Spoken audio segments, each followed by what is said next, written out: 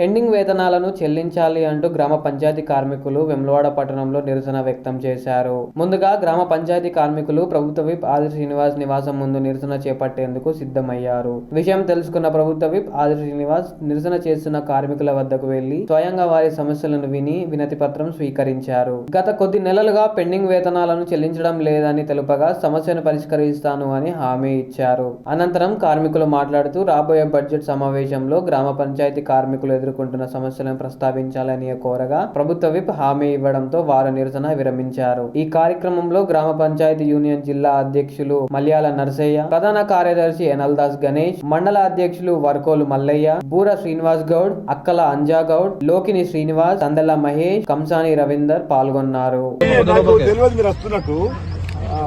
CA గారు చెప్పారు అంటే నాతో తోలు మాట్లాడారని నే అన్న అంటే ఇట్లా వాళ్ళ స్టేట్ వైడ్ పిలుపు ఉందట కలుస్తారట అంటే సరే మరి బయటకు వెళ్తున్నా నేను వీలుంటే కలిసిపోతుందని చెప్పింది. ఏం సార్ చెప్పండి. అయితే మా గ్రామ పంచాయతీ సమ్మె అప్పుడు మేము మాకు ఎట్లా ఒకటి వచ్చాము, మా సమస్యలు పరిష్కరిస్తా ఉన్నాము. కనీస వేతనం 26,000 ఇస్తా ఉన్నాము, 10 లక్షల వరకు ఎంత కార్డు తీస్తా ఉన్నాము, 10 లక్షల కానీ గత సంవత్సర కాలంగా గ్రామ పంచాయతీలో పనిచేస్తున్న కార్మికులకు ప్రతి నెల వేతనం రావడం లేదు. దాదాపుగా ఇప్పటికి కూడా స్టిల్గా ఇది మార్చి నెల ఈ ఛానల్ ద్వారా జనవరి నుంచి ఫిబ్రవరి నెల జీతం రావాలి. మార్చి వరకు ఇంకా జనవరి నుంచి జీతాలు రాలేదు. గ్రామ పంచాయతీలో పనిచేస్తున్న కార్మికుల వేతనాలు గత సంవత్సర కాలంగా పెండింగ్లోనే ఉంటున్నాయి. ప్రభుత్వాలను అడిగితే మేము నిధులు ఇస్తున్నామని చెప్తున్నారు, కానీ కార్మికుల అకౌంట్లో వేతనాలు పడడం లేదు.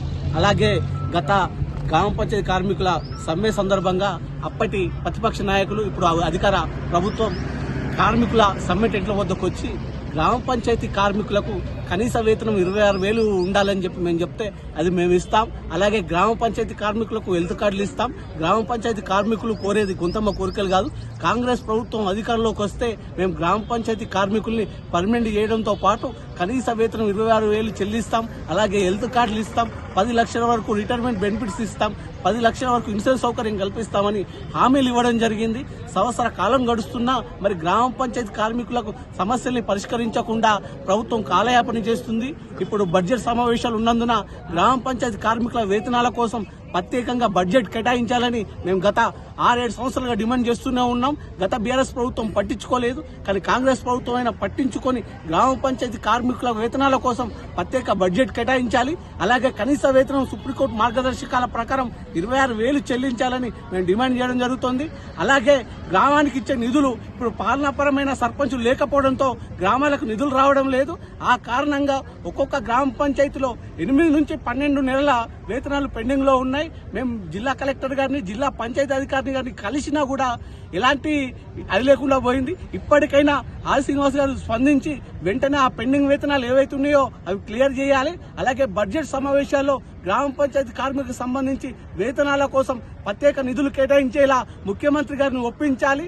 కనీస వేతనం 26,000 ఇచ్చేలా, వీటిని పర్మనెంట్ చేసేలా జీవో జారీ చేయించాలని చెప్పి మేము ఆది శ్రీనివాస్ గారిని కోరడం జరుగుతోంది.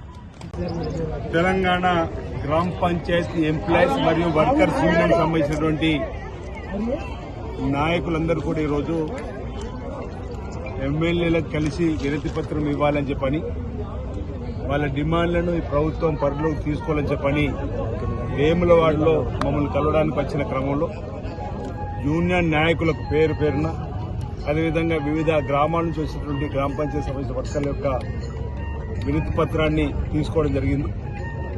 ప్రధానంగా వేతనాలకు సంబంధించినటువంటిది గ్రీన్ ఛానల్ ఏర్పాటు చేయాలని చెప్పిన ఆలోచన, అదేవిధంగా 51 జీవోను సవరించాలని చెప్పని, పంచాయతీ సిబ్బందికి ఉద్యోగ భద్రత కల్పించాలని, కార్పొరేట్ స్థాయి వైద్యాన్ని కూడా ఉచితంగా అందించే ఏర్పాటు చేయాలని చెప్పి ఇప్పటికే రాజీవ్ ఆరోగ్యశ్రీ 10 లక్షల వరకు ఉంది. అలాంటిది మాకు కూడా వర్తించిపోయాలని చెప్పిన వారు డిమాండ్తో కొన్ని వినతి పత్రాన్ని తీసుకోవడం జరిగింది. వారి ఆలోచనను ఈ ప్రభుత్వం దృష్టికి లేఖ ద్వారా తీసుకుని వెళ్తా స్వయంగా గౌరవ ముఖ్యమంత్రి రేవంత్ రెడ్డి గారి దృష్టికి, అదేవిధంగా పంచాయతీరాజ్ శాఖ మంత్రులు పెద్దలు శ్రీమతి సీతక్క గారి దృష్టి కూడా, ఇంకా ఇతర మంత్రుల దృష్టి కూడా ఈ సమస్యను తీసుకుని వెళ్లి పరిష్కారం కోసం మా వంతు సహకారం అందిస్తామని చెప్పి మనకు చెప్పడం జరిగింది. వీరు కూడా అనేక సందర్భంలో సఫాయికి సలాం అనేటువంటి మాట కూడా చెప్పడం జరిగింది. అంటే వీళ్ళు చేసే సేవ గ్రామ పంచాయతీలో ఉన్నటువంటి చెత్త చెదారాన్ని, మురుగు కాలువలను శుద్ధి చేయడం, అనారోగ్యానికి గురి కాకుండా గ్రామాన్ని పరిశుభ్రం ఉంచేటువంటి క్రమంలో ఉండేటువంటి వీరు తప్పనిసరిగా కోరికలు నెరవేర్చాలని చెప్పని మేము సైతం అనేక సందర్భాలు చెప్పినటువంటి గుర్తుంది కాబట్టి వాటికి అనుగుణంగా తప్పనిసరిగా మీకు అందుబాటులో ఉండి ప్రభుత్వం వారి కార్యక్రమాలను అమలు చేసే కోసం ముందుంటామని చెప్పిన మాట వారికి చెప్పడం జరుగుతోంది. మీ అందరికీ కూడా నా ఉదయపూర్వక నమస్కారం తెలియజేస్తాను.